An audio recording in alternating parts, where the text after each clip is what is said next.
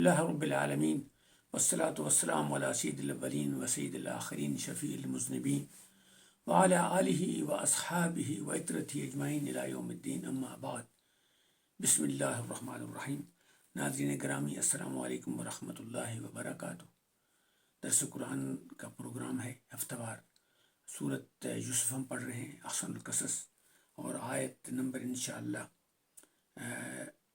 23 سے ہم آج آگے پڑھیں گے۔ سماعت فرمائیں آیت نمبر 23، اور اس کے بعد میں انشاءاللہ اس کا ترجمہ اور تفسیر آپ کے سامنے پیش کروں گا۔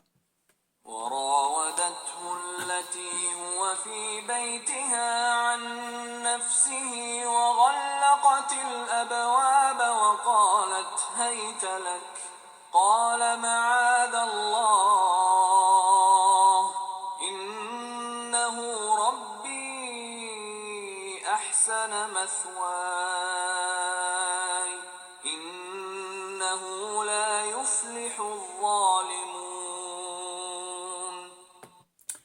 آیت مبارک ہے کہ وہ جو خاتون تھی، حضرت یوسف علیہ السلام بھائیوں کے ظلم سے نکلے، غلامی کے ظلم میں پڑ گئے، وہاں سے نکلے تو عزیز مصر کے گھر پہنچ گئے۔ عزیز مصر نے ان کو اپنا بیٹا بنایا اور بیوی سے کہا کہ ان کا احترام کریں اور اس سے ہم فائدہ اٹھائیں، اور اللہ تعالیٰ نے آپ کو قوت کے ساتھ علم و حکمت بھی دی۔ اس وقت بچے تھے، پھر جوان ہوئے تو جمال بھی تھا اور جلال بھی تھا، حکمت بھی تھی، علم بھی تھا۔ ایک اور امتحان پڑ گیا کہ جو صاحب خانہ تھی وہ عاشق ہو گئی اور اس نے اپنے دام فریب میں لے جانا چاہا۔ یہ امتحان اتنا سخت تھا کہ 24 گھنٹے آپ شیطان کے نرغے میں تھے، اور شیطان نے وہ چال چلی کہ اس کو گھر کے اندر ہی شکار ڈال دیا۔ طاقت والی عورت، حسن جمال والی عورت، یہ ان سے مجبور اور قسم کے اس کے زیر اثر زیر دام تھے، وہ ان سے رغبت کر رہی تھی، اور یہ امتحان جو تھا بڑا عظیم امتحان تھا۔ اسی کا ذکر ہے کہ وہ راودت التی ہوا فی بیت، اس نے دل بہلانا چاہا جس کے وہ گھر میں تھے، یعنی وہ اسے دل بہلا رہی تھی۔ اور پھر کیا کیا اس نے؟ غلقت الابواب، اس نے بہت سارے دروازے بند کری، اندر لے گئی۔ کوئی کہا ہوگا کہ جائیے آپ فلانے کمرے میں جائیے، اور پیچھے دروازے بند کرتے پہنچ گئی۔ اور پھر جب پہنچی وہاں تو کہا قالت ہائی طرح کا کہ جلدی کرو، آؤ ہم اپنی جنسی ضرورت پوری کریں۔ سبحان اللہ! نوجوان آدمی جس کے اندر جنسی قوت اور جنسی استعداد اور جنسی ضرورت بہت زیادہ ہوتی ہے، یہ عمر کا ویسا ہوتا ہے، اور پھر ادھر خوبصورت عورت، اور وہ بھی ان کی مالکن جو تھی، یا اس کی جو یعنی ایک قسم کی سربراہ تھی، اور وہ رغبت دے رہی ہے اور انکار کرتے ہیں تو کیا انجام ہوگا؟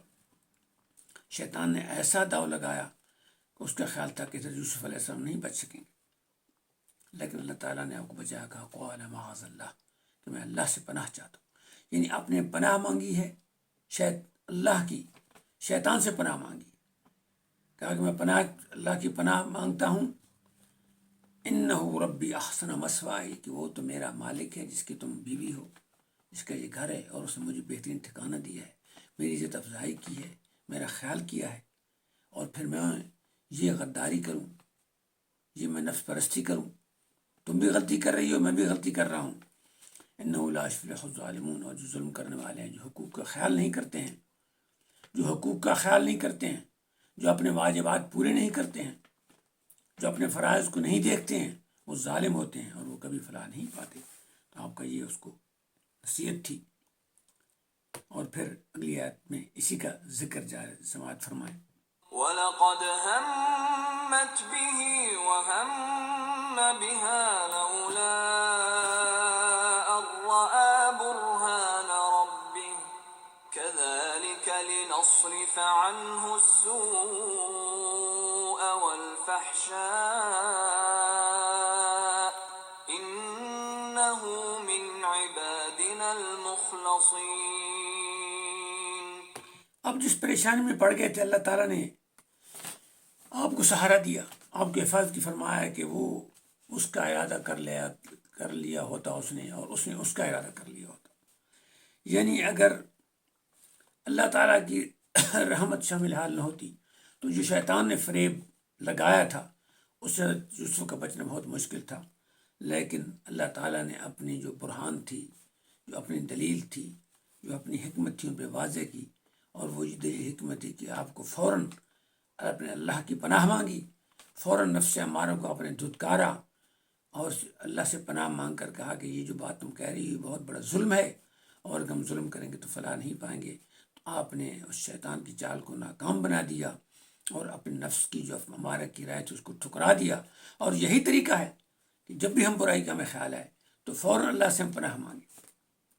حضور دعا مانگتے تھے کہ میں اعوذ باللہ السمیع العلیم من ہمزات الشیطان من نفخہ ونفثہ، کہ میں شیطان کی وسوسوں جو بار بار پیچھے سے آگے دیتا ہے اور کرتا ہے، دھکے دیتا ہے آہستہ آہستہ، اس سے میں پناہ مانگتا ہوں۔ اللہ سمیع العلیم سے وہ جاننے والا ہے اور بہت علم والا ہے، بہت سننے والا ہے۔ تو اللہ تعالیٰ نے جو آپ کے فضل سے ڈھانپ دیا تو آپ اس سے بچ گئے، اور فرمایا کہ ہم اس طرح پھیرتے ہیں برائیوں کو اور فحشاء کو، اور برائیوں کو اور گندگی کو اور جرموں کو اپنے نیک بندوں سے ہمیشہ بچاتے ہیں ہم کو۔ یعنی شیطان پورے جال بنتا ہے، لیکن پھر ہم اپنے نیک بندے جو ہمیں یاد رکھتے ہیں، جو ہماری تابع داری کرتے ہیں، جو حقوق اللہ اور حقوق العباد پوری کرتے ہیں، جو انسانیت کا بھلا کرتے ہیں، پھر ہم ان کو ان برائیوں سے محفوظ کر لیتے ہیں۔ شیطان کے پاس بڑی قوت ہے کہ انسان کے دماغ میں وہ سرایت کر جاتا ہے اور اپنے بار خیالات ڈالتا ہے، اور بار کے خیالات کو وہ ارادہ بنا دیتا ہے۔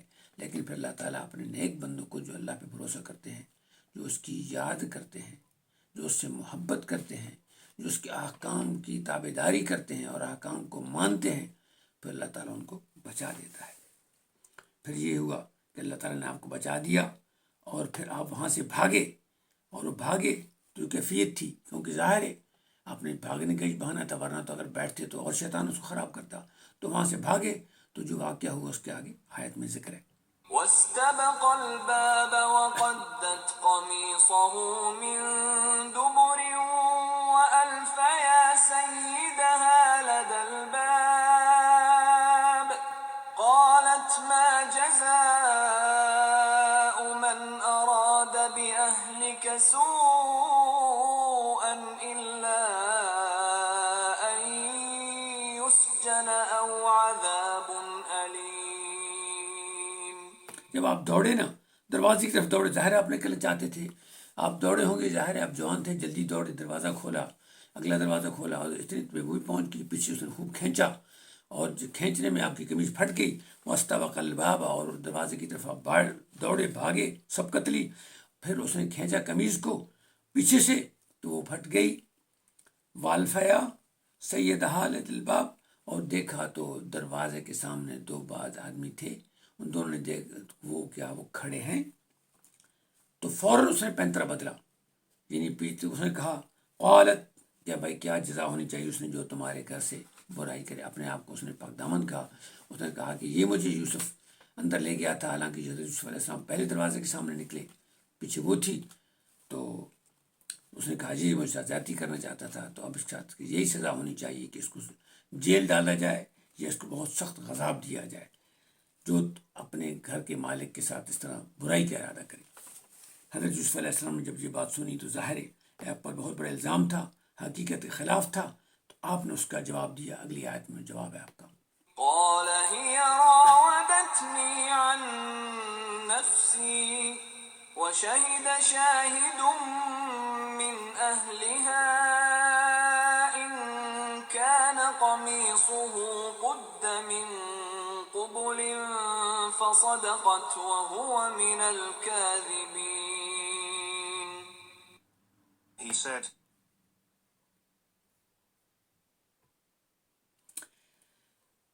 وقال، اس نے کہا کہ یہ حضرت یوسف نے کہا کہ نہیں، یہ مجھے سے اپنا دل بہلانا چاہتی تھی اور مجھے ورگلانا چاہتی تھی اور مجھ سے زیادہ کرنا چاہتی تھی، میں نہیں چاہتا تھا، یہ جھوٹ بول رہی ہے، یہ غلط بات کر رہی ہے۔ وشاہد شاہد من اہلہا، اور اس کے ساتھ جو موجود تھا وہ ایک آدمی تھا جو ان کے اپنے خاندان سے تھا، یعنی جو عزیز مصر کے ساتھ تھا، وہاں پہنچا ہوا تھا۔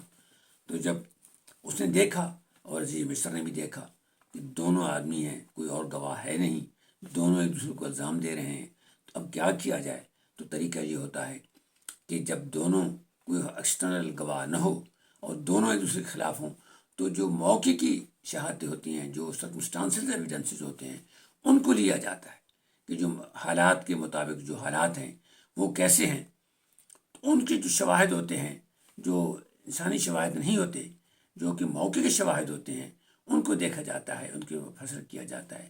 تو جو اب چونکہ عزیز مصر کی بیوی تھی، وہ الزام لگا لیتی ہے یوسف علیہ السلام مجھ سے، اسلام اس کو رد کر رہے تھے، کہہ رہے تھے جھوٹ بول رہی ہے، یہ مجھ سے نفس اپنا بہلانا چاہتی تھی. تو اس کے جو بندہ دوسرا تھا وہ ایک طرفین تھا. تو اس نے کہا کہ میں یہ دیکھتا ہوں کہ اگر اس لڑکی کی قمیض آگے سے پھٹی ہوئی ہے تو اس کا مطلب ہے کہ یہ کوشش کر رہا تھا اور وہ جان بچا رہی تھی اور آگے سے قمیض پھٹ گئی، تو وہ سچی ہے اور یہ جھوٹا ہے. اور اگر اس کی قمیض، اگلی آیت مبارکہ ہے، But if his shirt is torn from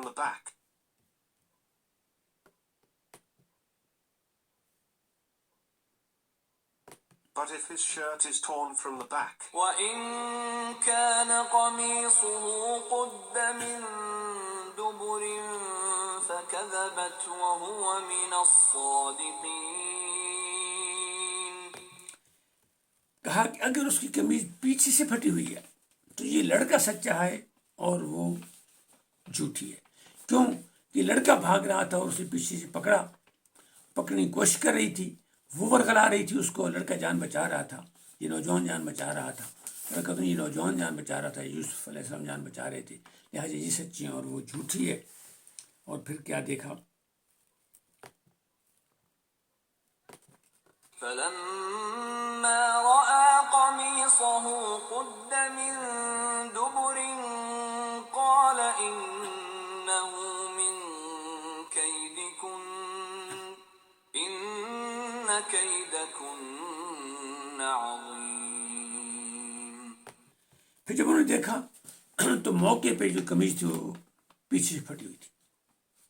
اب اس آدمی کی جو دلائل تھے یا جو اس کے خیالات تھے یا جو موقع کی شہادت لاجیکل بتا رہا تھا، اس کے مطابق حضرت یوسف علیہ السلام سچے تھے اور وہ جھوٹی تھی. وہ اپنی جان بچانا چاہتے تھے اور وہ ان کو پکڑنا چاہتی تھی. تو جب یہ بات سامنے آئی تو جو عزیز مصر تھا اس نے حق کی بات کی. اس نے یہ نہیں کہا کہ وہ میری بیوی ہے تو میں یہ ملازم ہے، یہ میرے پاس آئے ہوئی ہیں. ظاہر یوسف علیہ السلام جو تھے ان کے بیٹے تو نہیں تھے، وہ ان کو بیٹے کی طرح سمجھتے تھے، وہ ملازم غلام لے کے وہ آئے تھے. تو وہ اس کے غصے ہوتا، وہ اس نے نہیں کہا. اس نے کہا نہیں، جو شواہد ہیں وہ حضرت یوسف کے حق میں ہیں اور اس کی بیوی کے خلاف ہیں، لہٰذا اس نے اپنی بیوی کو جھوٹا سمجھا. اس نے کہا کہ تمہارا جو سازش ہے وہ بہت بڑی ہے اور جو تم بات کری وہ غلط کر رہی ہو. اب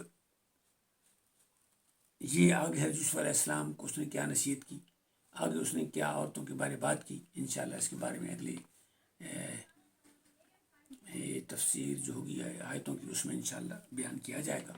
اور آج کے درس کو میں اس پہ اختتام کرتا ہوں. اللہ تعالیٰ آپ کو اور مجھے قرآن مجید پڑھنے کی توفیق عطا فرمائے، ہماری غلطیوں کو معاف فرمائے اور ہمیں اسلام کے پیغام محبت کی پہنچانے کی توفیق عطا فرمائے، امت مسلمان کو عادل حکمران عطا فرمائے. اور انشاءاللہ اگلے ہفتے میں ملاقات ہوگی. والسلام علیکم ورحمۃ اللہ وبرکاتہ.